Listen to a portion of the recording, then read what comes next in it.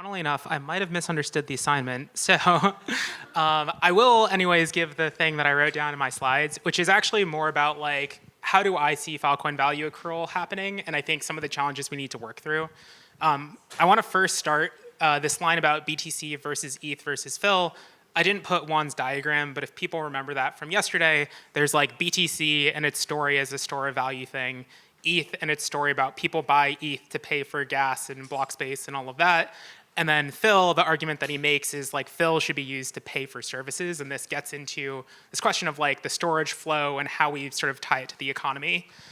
So keep that in the back of your mind. But I also want to bring up ETH versus Solana, because I think this is another interesting one. And especially given the future that we're moving to, I think things that we need to think about. So like ETH is at a weird moment, and I hope this isn't too spicy, where like L2s are seen as competitive with ETH. And I think there's a real question that the ETH economy sort of has to think through of like, if someone was new to like, and bullish on ETH, do they allocate dollars to the L2 token or should they buy ETH? Some of this is somewhat complicated because the L2s are kind of doing the same thing as ETH, and now ETH is trying to move from like, well, it was the L1, the most secure, the most decentralized, now it's sort of store of value, but it's also sort of DA, and there's some stuff that happens with execution. But the problem is like the L2s and the ETH story are somewhat competitive with each other, and so if you underwrite this view that like the thing that matters is being like the place where MEV is happening, if that's all moving to the L2s, then like what value is left for ETH? And I would argue that's also partially why ETH is kind of like middled around, while like Solana and stuff have gone up dramatically. Contrast that with Solana, and I think one thing that's interesting, and people can have their own critiques of Solana, is like Solana has a very clear story of how Solana has a value capture thing in terms of like, look, we're going to drive the fees as low as possible. We're just going to be like the home of all of this as like one single execution layer to rule them all. But it also has a story for how the apps and everything building on top of it can accrue value. Anatoly says this quite often, where he's like, there should be a dozen apps on Solana making higher fees than Solana itself. And I think that's a wonderful pro-growth thing, but it's also very like good in that it explicits how can builders be like tied to that economy without having to like, compete directly with it. So I'm going to quickly run through, because I've spent too much long on this slide, of like, so for Phil and like our story, I think we need to think about how we can path ourselves to basically end up having something that has the clarity of Solana if we want to succeed. So my pitch to you all is that Filecoin wins if it has many teams that are building in both a complementary and competitive way.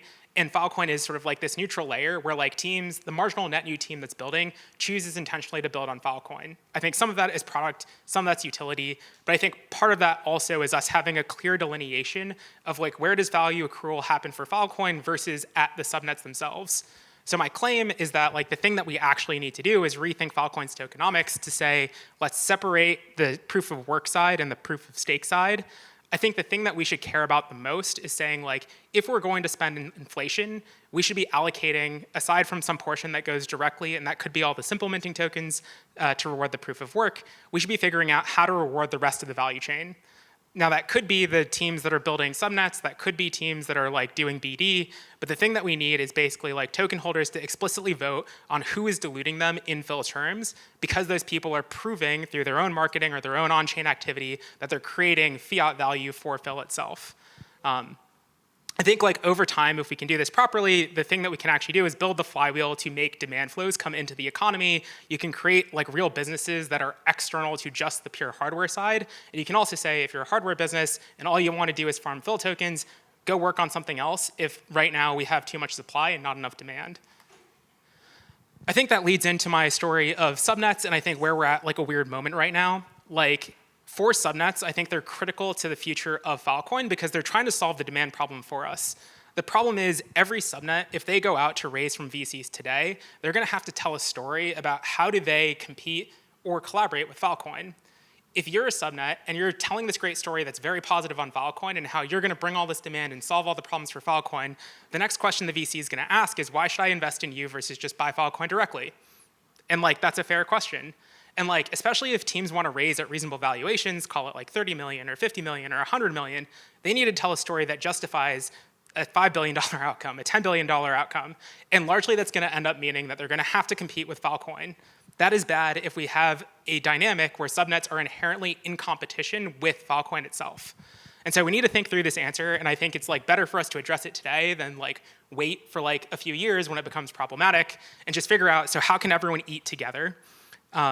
My claim is that the way that subnets should think about themselves is more like how TradFi might understand a normal business. Think of it like a co-op with a token instead of shares. And the thing that we want is basically to say, look, the goal of Filecoin is sort of be like base layer of like infrastructure, anchoring for like blockchain stuff, like fill the token can be the money that pays for things. But the thing that the subnets are telling the story of is we are like a business, and the thing that you should evaluate us on is like, what are the aggregate cash flows that we're bringing in? Those cash flows will be paid and fill the token, but you as a subnet are having your own little take rate on all the transactions that you're sort of generating. You can still have staking and all of that stuff, but really thinking of it more like, here is a box that is capturing a cash flow and valuing it the same way that companies are valued off of their cash flows. I think this basically gives us a clearer answer of how do we segregate what is Filecoin doing versus what subnets are doing. And if it's structured correctly and we create the right incentive structures, we can make it rational for subnets to be more collaborative with Filecoin versus like doing it just based off of like the goodness of their hearts. If we migrate to this thing I was talking about with staking, where like Filecoin token holders can intentionally choose who to dilute themselves to, then subnets have a reason to basically work with Filecoin. They will get a revenue stream from Filecoin token holders. If Filecoin is seen as the money, then that makes them more valuable over time. And it means that every other subnet that is building on Filecoin is de-risked by their competitors. So like, even if a Kave fails, if Sriracha has brought in a lot of business, their downside is protected through the fill revenue stream that they had. And then subnets can also still tell this 10x story of like, look, you as a VC should bet on me as the team that will get to 10 billion in outcome, not Sriracha or whoever else, because like you have better execution or whatever else. So yeah, that was, I think, still inside the 7 minutes. Hopefully it was clear. If there's time for questions, I'll be happy to answer them.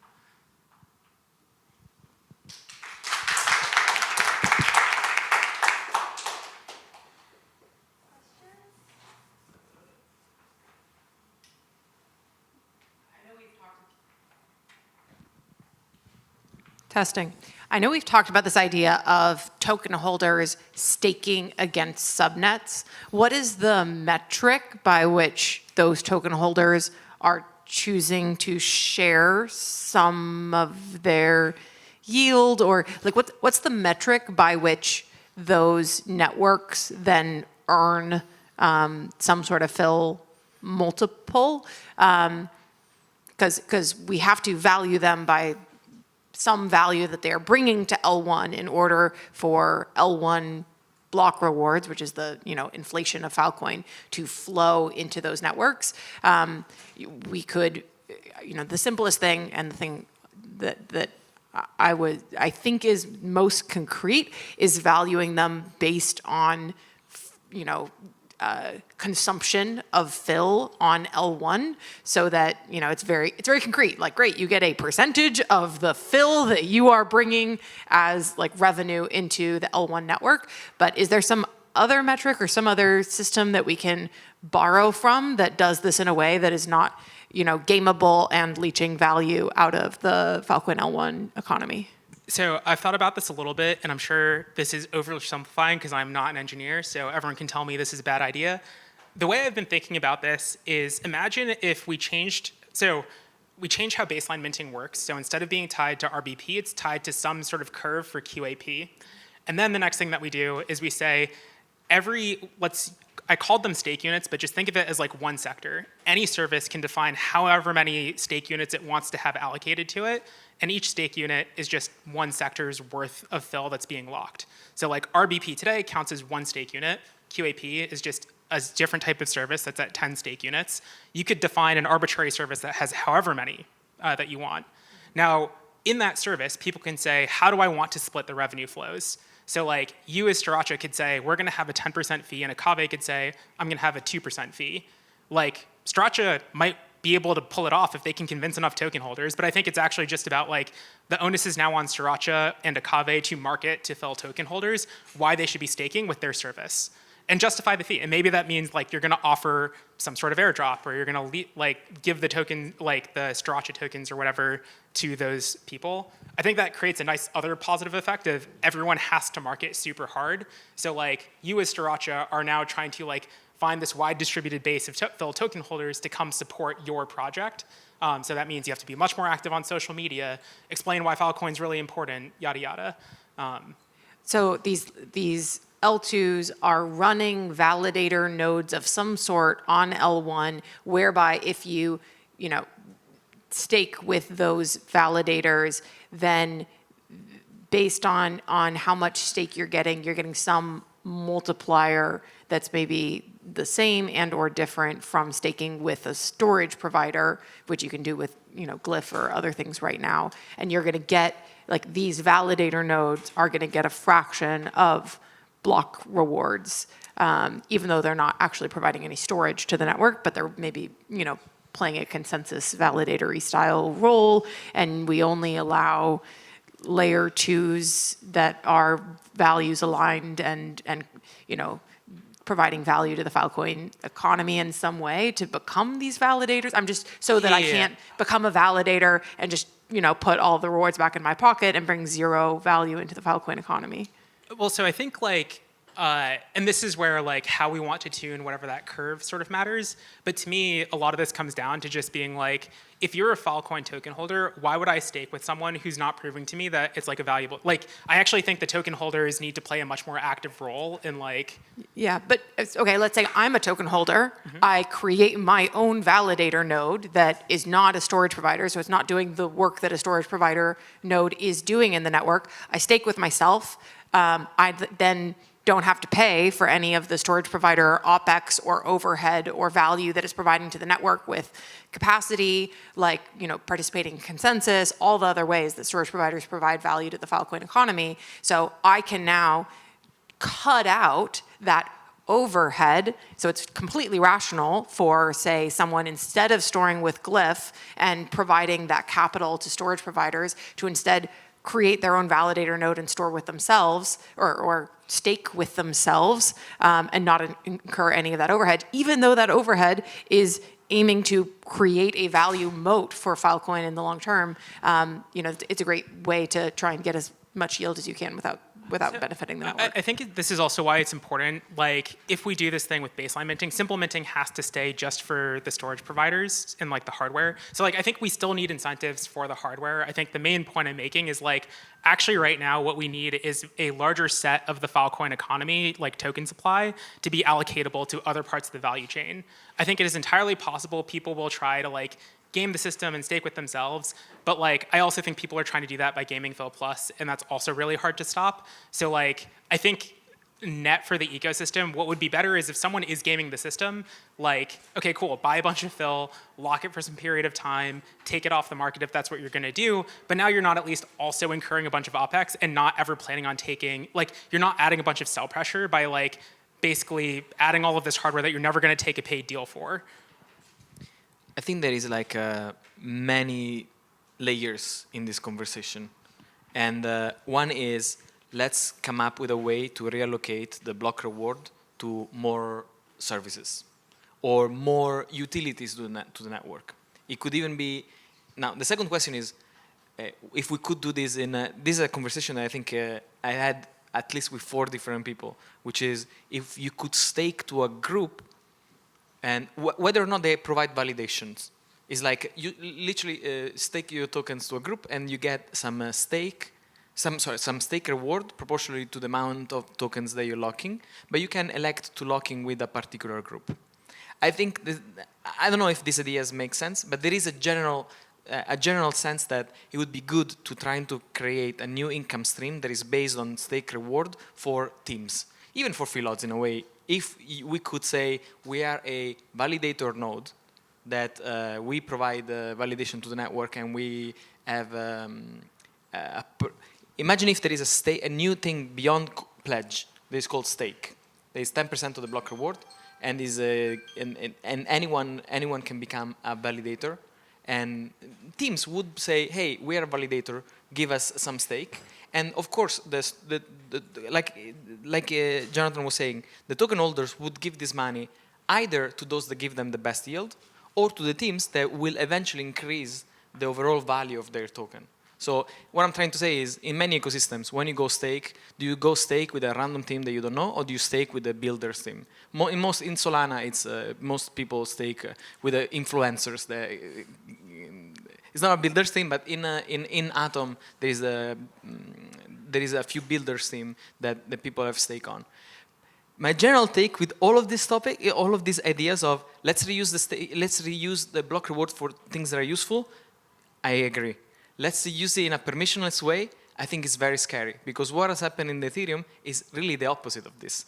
People ended up staking in very dangerous projects for the ecosystem, like Lido and Eigenlayer later on. And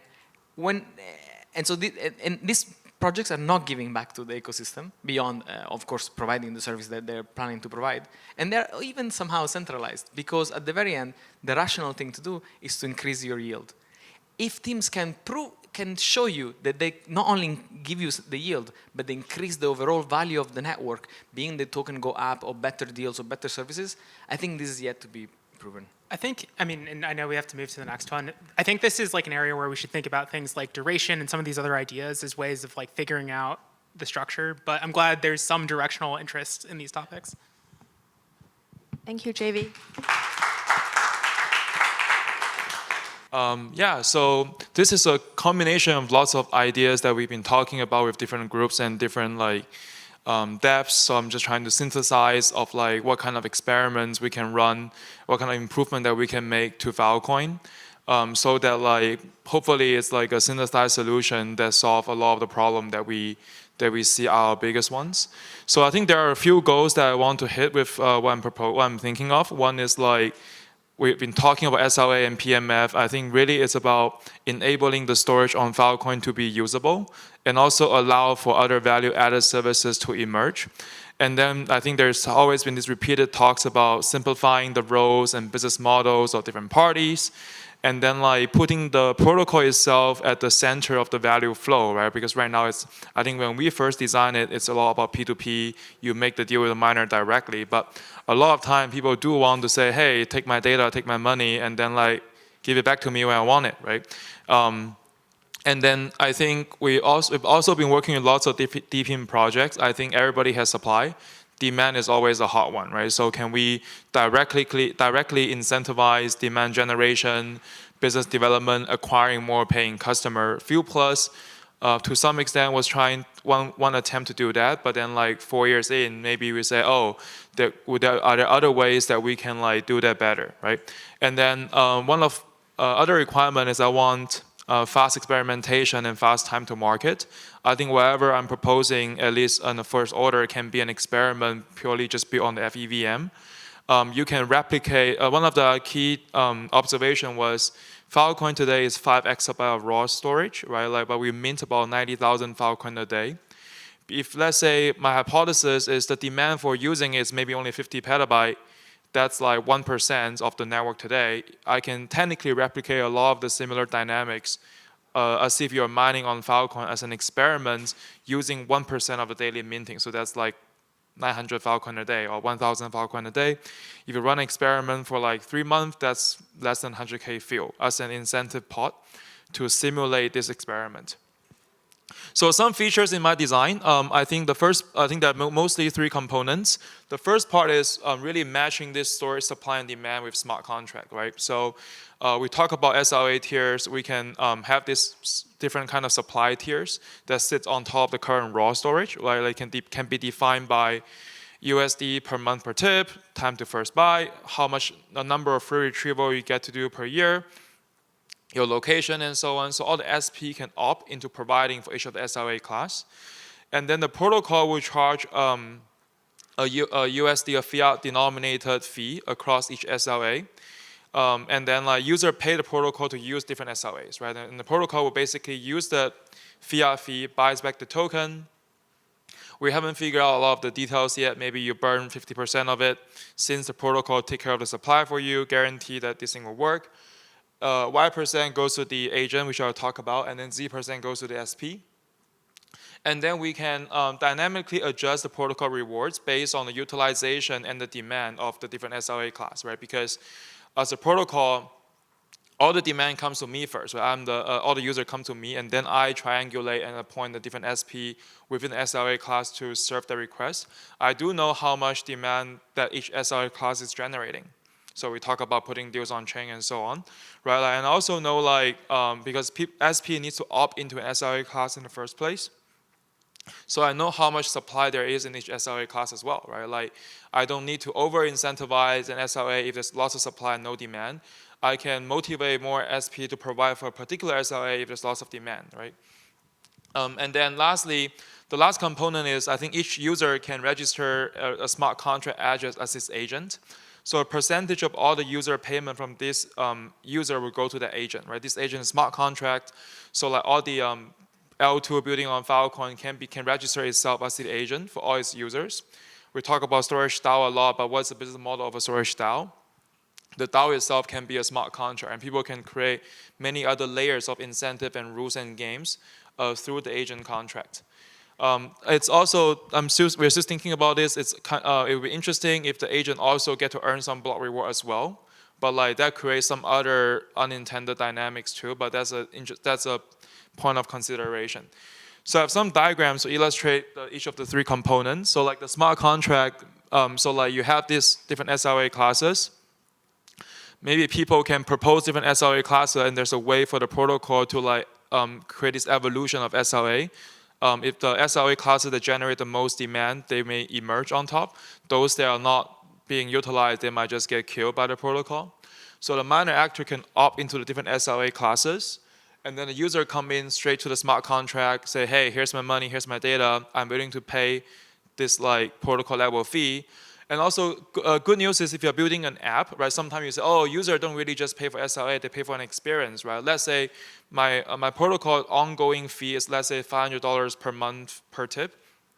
Somehow I build an app that can charge people for 1,000, right? Like, so I first pocket the $500 of difference as an app, and then I pay Filecoin this 500 to take care of my supply, right? Filecoin then handles everything for you. This diagram illustrates this direct incentive for demand generation. So user can register an agent before they make a deal with the protocol, and then they come to the smart contract. The smart contract say, all right, cool. The agent earns a fraction of the payment from the user payment, and then the protocol can kind of like assign token reward based on the utilization and demand for each of the SLA class. We can even keep track of that on the per miner level as well. And then potentially we can flow some of that to the agents too. So if we want to run this as an experiment, right? Like we can allocate points for all these players, and then at the end of the day, your points can be redeemed into a new token, can be redeemed into a pot of field, can be redeemed into something, right? I think there are many ways to structure the experiment to replicate the dynamics on Filecoin, and then I think there are many parts here that we can pick and choose to see what works. Yeah, so this is one diagram that pieced together the three different components. Cool, I'm done.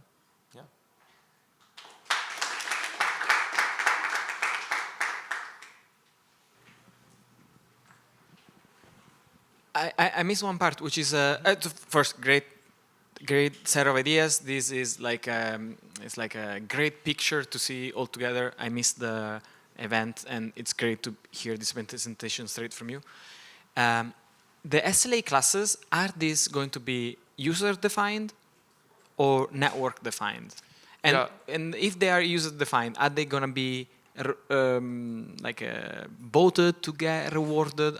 How would that work? Yeah, so initially I was thinking of like there aren't that many SLA classes for cloud, so like we can do the network defined, but like I think there's also value in like allowing that to emerge by itself. And I think how do we decide what to be rewarded? I think like going back here, right? Like it's like by utilization and demand, right? So how do I know utilization is demand over supply, right? It's like I know because SP need to opt in to SLA class first, so I know the supply. And then because my protocol matches the supply and demand, so I know how much of the supply is utilized. Yeah, but this is gameable metrics. No, not necessarily. But the thing is, for you to use it, the user always pay the protocol to use it. A fee. No, it's like a base fee a base fee style mechanism, right? It's like, let's say no utilization is very low. Okay, fine, I'll keep on decreasing my fee, and then like okay, but it's always, let's say in dollar terms, right? Like, and then now people want to use it, they pay the floor price of using it, and then now my utilization start going up, and then I can have an algorithm on the reward side, right? So like okay, now I want more of this SLA class because it's generating more demand. So like to answer your original question is, when we started sketching this, we were thinking of like network level SLA, but I think there's a value to make it emergent, so that anyone can define, because you can make it like a ERC20 style kind of smart contract, right? If you fit into the interface, here's an SLA, and then like it's only through this SLA bringing demand for the network that you get paid. Yeah. Can you go to the last slide? So in this model, so you have storage providers that register for an SLA class, which gives you the total supply. Are those storage providers, before that supply is utilized, are they getting any token rewards from the network pre-demand? Because then in the case of, this is a user-defined and or faulty SLA class where, I'm registering that I'm available to take PDP deals, but I'm never actually going to store anyone's data, or like whenever you actually come and assign something to me, I'm going to flake out and just create a new SPID and keep earning these passive rewards constantly. How does the token reward to the SLA class work? I definitely get how user payments to the SLA sandbox contract work and why there'd be a bonus within that sandbox contract for the storage providers that participate in that sandbox contract. But the token rewards to an SLA class confuse me. I don't understand that function and who it's rewarding. Yeah, so I think the design space is very wide open, because a few of these pieces, they kind of interact with each other too. So like one hypothetical of, let's say we run an experiment, while it's successful, we want to integrate back into Filecoin, let's say, right? So one possible pathway is everybody gets 10x automatically. So like, and then you can then opt into these SLA classes to earn additional multipliers. Right, so to end in this kind of framing, to answer your question, then it's like, okay, no, this is just one hypothetical way of designing the algo, but like there could be many others. But in this framing, then it's like people already earn something by being like, without providing any of the SLA, just supplying.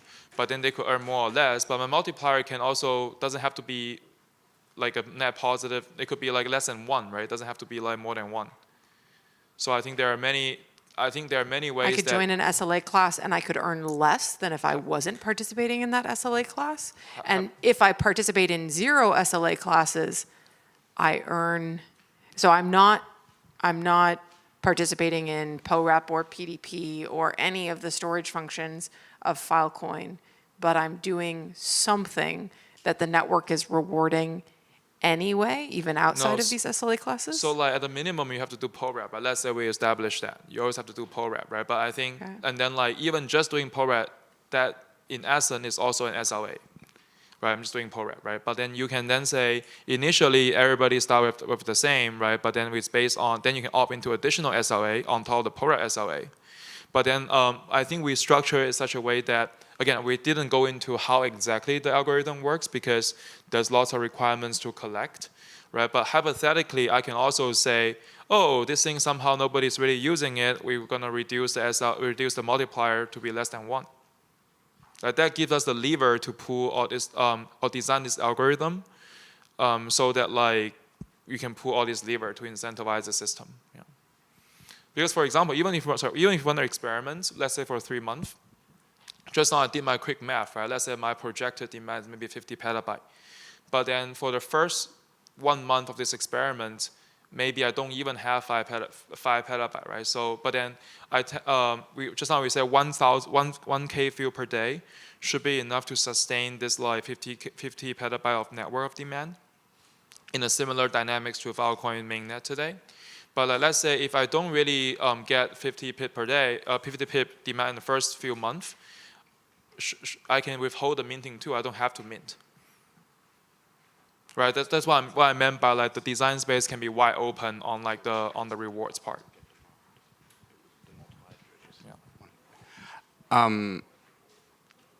Filecoin is already extremely complex, and this, I think it's a really good idea, but at the same time it increases the complexity of how SPs would be paid. Like just business projections on expected income and all of that would become, I think, like just tenfold in terms of actually judging the complexity and explaining it to people who don't understand Filecoin.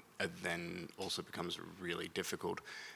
Is it actually something that, in your mind, brings that much benefit that we can suffer that cost of complexity? Like, I think technically this is all, not on a technical sense, on like an actual like communication sense and how we sell this. So here's how I think of it. Again, this is an idea, experimentation. Everything so far is FEVMable, right? Like, and technically there's no need for any protocol changes. And then like I actually have another section here, and if you watch the recording from Chiang Mai, that talks about backward integration. But I think the key here really is like to respect the existing business model of current stakeholder when you want to integrate back into Filecoin and what that pathway look like, right? So that's why in my mental model, hypothetically the easiest would be like, all right, everybody is like 10x right now, and then you opt into this additional thing to earn additional multipliers, right? So you respect a lot of the current economic structures, but that's one way. If it's like something else, could be something too. So like, that, but I think this is like a general direction that, as an idea, yeah. Thank you. Thank you, Six. Okay, these are some of the goals that influenced this next pitch and design. This is very much inspired by and based on the conversations we were having earlier yesterday and in the PMF track around understanding storage client needs, the different service classes, and really the minimum viable initial versions of the service classes that we can offer on Filecoin, and then making sure that we serve those service classes with paid, verified on-chain deals. So we want to meet both the storage and retrieval expectations. We want to rely on Filecoin L1 to monitor and enforce the SLOs within those service classes, the service level objectives. And we want it to be easy for clients to find and work with storage providers that meet their service class expectations. So that's both they will meet the SLOs that you are expecting, and they're maybe in a location that you need to work in, because we know lots and lots of clients who are coming to the network have locational requirements, whether that's GDPR, or I can only store my data in North America, or my data needs to be stored in this specific subregion, et cetera, et cetera. Goal number 2, want to make sure that the Filecoin demand and usage is incentive aligned with accrual back to the Filecoin economy and Phil itself. So generally making sure that this equation of more storage, more service usage equates to more Phil usage, more Phil consumption. So making sure that economic equation stays balanced. Generally thinking about this as a framework that can then extend. So if we're spending time upgrading and building new components and new services, we want that to be able to expand to even more things that people can do with it, even more types of transactions that can be done on top of this.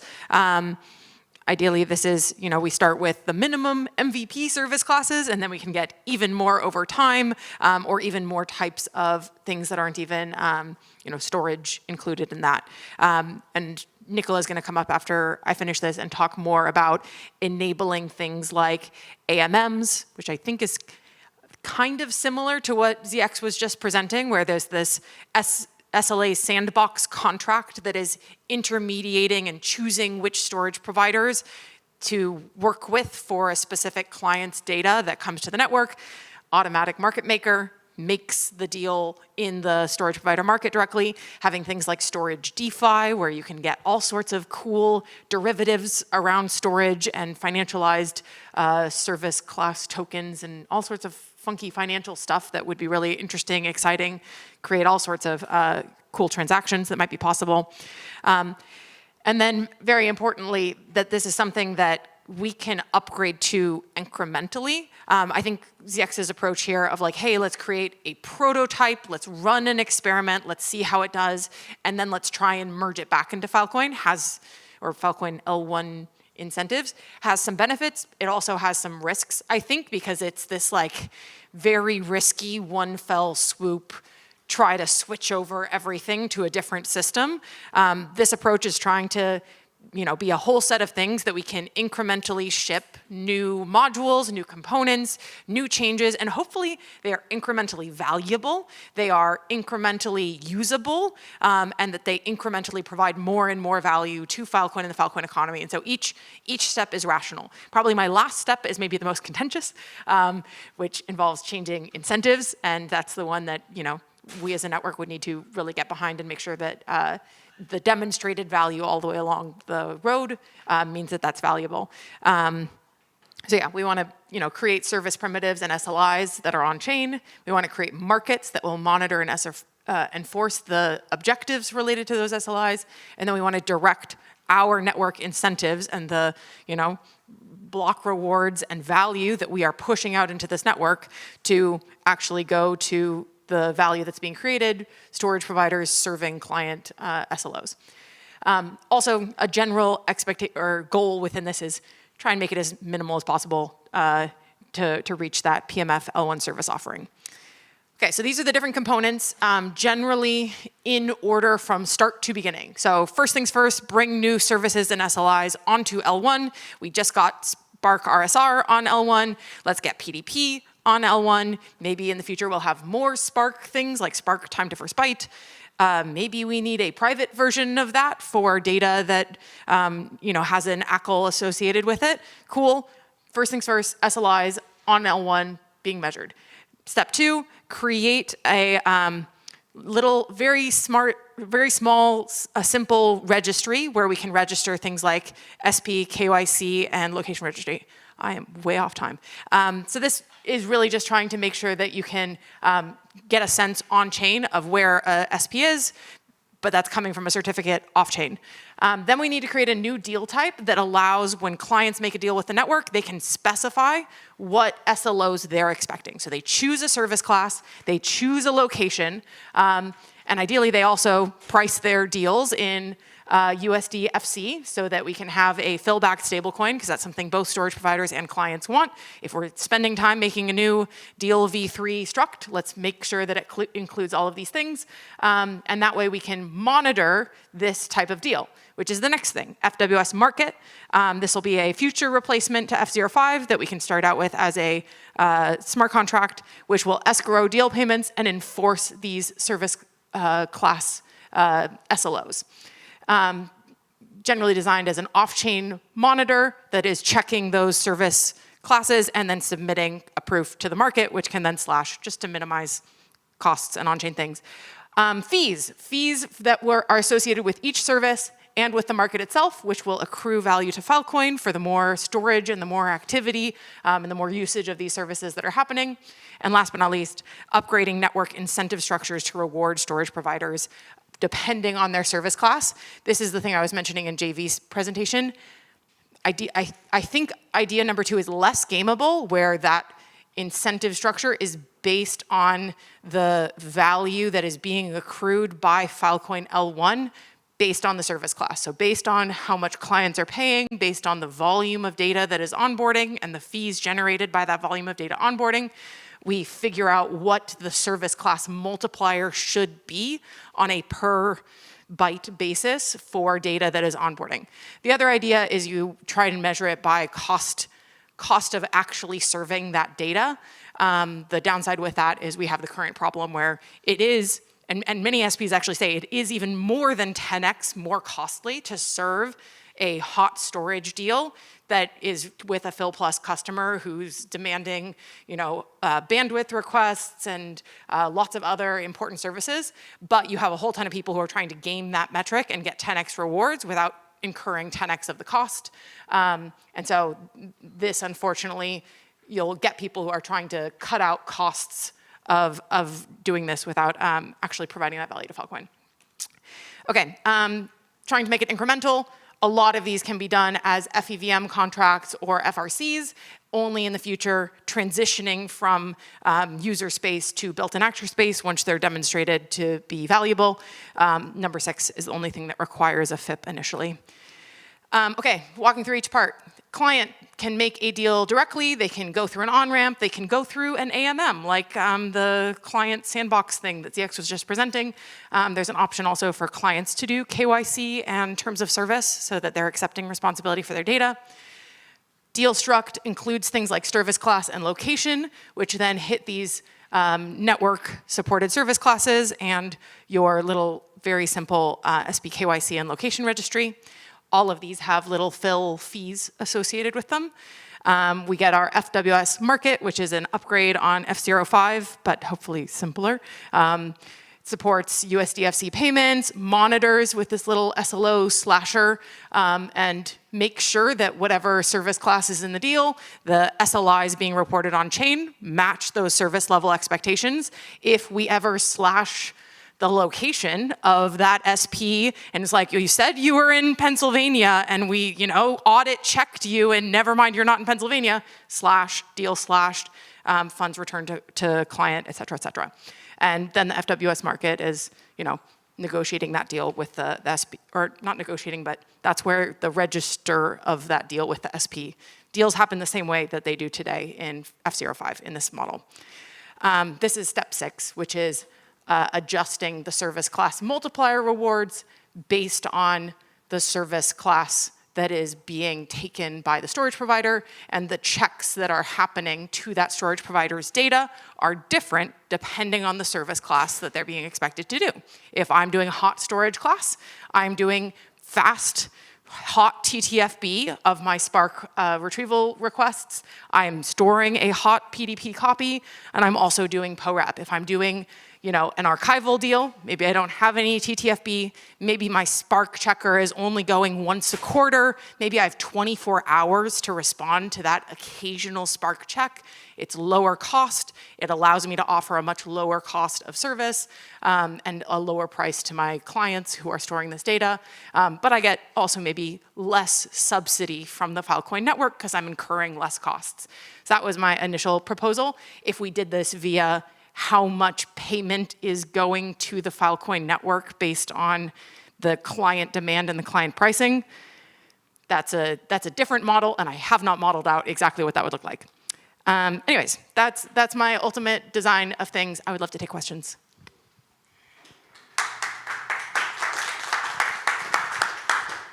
Where is all of this running? Like, where is the infra behind this? On-ramps are on-ramps. They exist today. Okay. AMMs would maybe be a smart contract. This has been called by many names. Repair markets, different types of more storage pools. I really like the storage pool name. But other things. The KYC TOS registry, smart contract. Real quick, back to storage pool. That's this is a smart contract. Okay, smart contract. This is a smart, sorry. That's one of the reasons why Jenny has flagged storage pool might be confusing. This is a smart contract that is selecting a set of storage providers for the deal to ultimately be made with, or the deals to be made with, based on your requests as a client. So again, similar to ZX's model, you don't pick your own storage providers. The AMM picks your storage providers based on your requirements.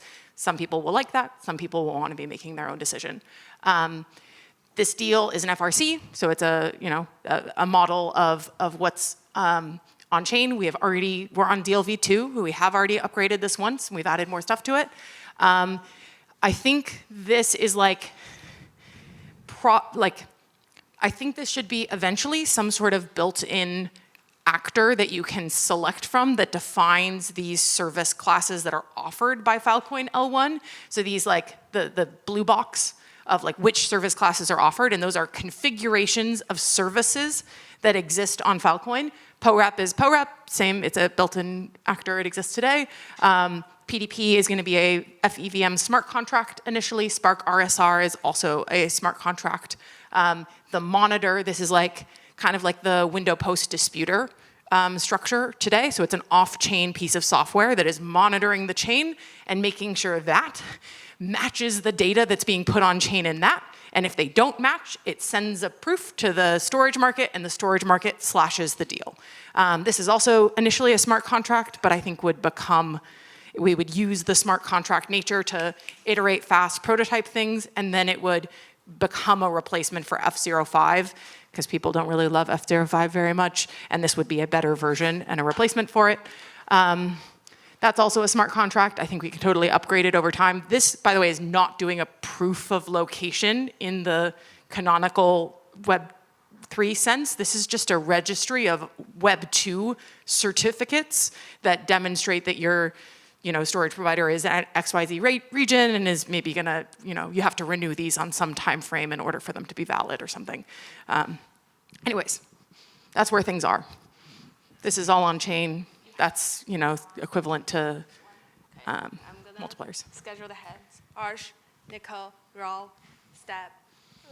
Okay, Molly, quick question. So in terms of incentives, what is the difference between incentivizing something using service class multiplier rewards, which we are doing with CC, POREP, PDP, versus incentivizing something through slashing? So for example, Spark RSR does not affect your service class multiplier reward. So you could be submitting PDP proofs, not serving any retrievals, you still get your 10x for hot storage. No. But the design of this, at least in this model, is this service class multiplier reward is based on the service class of the deal in the sector. And so if you no longer are doing something that is required within that service class multiplier, so say I have to have 90% Spark RSR in order to meet the requirements of this deal. And this deal is now being tested. Maybe I get a little bit of grace period because, POREP has a little bit of grace period in it as well. But I reliably am now getting less than 90% RSR. My deal will get slashed, which means that my power will get slashed, which means that my block rewards will get slashed, which means that the value associated with that from a network incentive multiplier perspective goes down. It also means that any on-chain payments from the client are no longer going to the service provider and would be returned back to the client, that they served the deal for a year and then they started faulting, and now the remainder of the payment is returned back to the client. Does that answer the question? Cool. Thank you, Molly, for the presentation. This is like another dream of mine that I hope is going to get all realized very soon, and many others. I have and a dream of many others. I also have many other dreams. I have a dream. And there is one thing that we need to. It's the first time that from ZX and from you I'm hearing. It's not the first time, but it's the first time I'm digesting these service class multipliers. I don't know what is the best way to do them, but what I want to make sure that we enable competition of services, so that we don't get stuck in services for which we have given multiplier for. There might be better PDP like a PostGrab or proof of retrieval. There may be, or a better Spark, or a better new things that we don't know, a better location services. And I want to make sure that this can compete, and people outside of the network can say, I'm not blessed yet, but I'm gonna build this tool and I'm gonna get blessed. Yeah. And I think this needs to be versioned, and I think that goes into some of the stuff that Steve's been doing around because it gets versioned for AWS, right? Or the bar rises over time as client expectations go up, and it's, I don't know, it's an interesting question because in a network where you're making a multi-year deal, like would it make more sense of cool, my expectation for hot Web3 storage is now also including a DA level proof or something like that, because that's what the Web3 market has updated their expectation to. What does that mean for a storage provider that might have been providing the hot Web3 proof in the past and they have an existing deal, does that deal also need to upgrade to that new proof, or does it not? Because these service classes, I think, are mutable things. They change over time. They have changed over time in Web 2, and that's the default expectation as things get, it's possible to run things faster and faster. Your TTFB expectations are like, I want to get it faster and faster as well. So I think these are mutable. They're somehow versioned, and we upgrade them as a network over time. Figuring out like, okay, is this fixed? The benefit with these being relatively fixed per multiplier class is that they provide predictability for your business as a storage provider, which is Adrian's point. The benefit of them being based on demand is that they're less gameable, and it's like, great, you pay less for them, like then you earn less for them from the network as well. But yeah, the general idea here is you can't just randomly set them as a user. I want to say one thing. Most teams, in the history of blockchains, first we started with block rewards, and then we had these DAO treasuries where we said, let's incentivize this particular scheme, whether it is a farming solution to incentivize a DeFi network or things like that. So maybe there is a world where there is a governance process where the network decides, we have this set of incentives, we're going to give this incentive to this protocol for this particular amount of time, and so on. So these are all like open questions, but yeah, thank you. Almost out of time. We are over time, but I'm going to have Raul have a hand and Step has a hand, and then make it quick. If we have more to discuss, there's a workshop. We can choose this one to deep dive in. Yeah, let's finish two simple ones, and then So within this deal structure, would there be anything specifically related to retrieval capabilities here? Because usually storage providers will want to limit or provide an initial quota of retrieval requests that can be made within a particular time, and that can be expressed in many ways. It can be expressed in bursts. It can be expressed in as an average over time. So there's many patterns in which retrievals can actually be served. I understand that some of those can be modeled in the service classes themselves, but then there is kind of like another element here, which is some of these data sets that go into Filecoin, and some of the data will only the retrieval can be permissioned, so you can't really have Spark permissionlessly probe for retrieval. So how would these kind of like retrieval characteristics be kind of like encoded in that deal? Great question. For number one, my default is we can only have service classes for things that we can actually measure. Otherwise, it's a wish and we're not able to enforce it, right? And unfortunately, number of retrievals within a window is not something we can enforce. We don't know. Unless all of those retrievals flow through some third party, I cannot guarantee that you are getting the number of retrievals you asked for, no more, no less, because the client can lie, the storage provider can lie. I can't audit it. So this does not by default include number of retrievals. It does include different rates of Spark retrieval testing depending on the storage class, which gives me an indicator of like, well, I only ask you on an off chance. I ask you literally, 3 times a day. I get different data points. On the second question, the thing that I had here, this like private Spark Accrual checker, I think it is required for the network to be able to measure the retrievability of data if the client cares about the retrievability of data. Solution for that, we include, and you're right, I didn't include it in the deal type, but I probably have to. We're going to need some sort of access control mechanism, which is something that the client has, and it's something that gets delegated to Spark so that Spark on a per tiny little retrieval check basis can be like, hey, this is an ACLed permission thing. I can't use this to request the entire data set. I'm going to request this thing and I'm going to drop it immediately and make my next storage request. But Spark needs to be able to be an allowed service, and it needs to be able to give nodes that are making a Spark retrieval request over access controlled data a test ACL, which allow them to do that monitoring. Just the way that when you are storing your super secret private data with AWS, They run all sorts of internal processes over your super secret private data to make sure that it is valid and accessible and not getting bit rot and all of those wonderful things. So we need to be able to do the same thing for Spark. I don't think that is a big problem for the network right now. That's not the biggest pain point. There is the idea of like an AMM that can orchestrate on top of those deals, which I think would be great and would be of high value to create for the network. The benefits of this are this is doing the monitoring of the SLA classes. It's allowing you to pay in a stablecoin and drip that stablecoin over time. Those are the upgrades. Could you write those as pure upgrades to F05? Probably. Is it maybe faster to experiment in writing this as a smart contract and iterating on it there? I think so. But I just remember F05 being a massive bottleneck. And like, if we are at all successful, I expect this to fall over. If this is like, if basically like for every single little write, I have to like make a deal.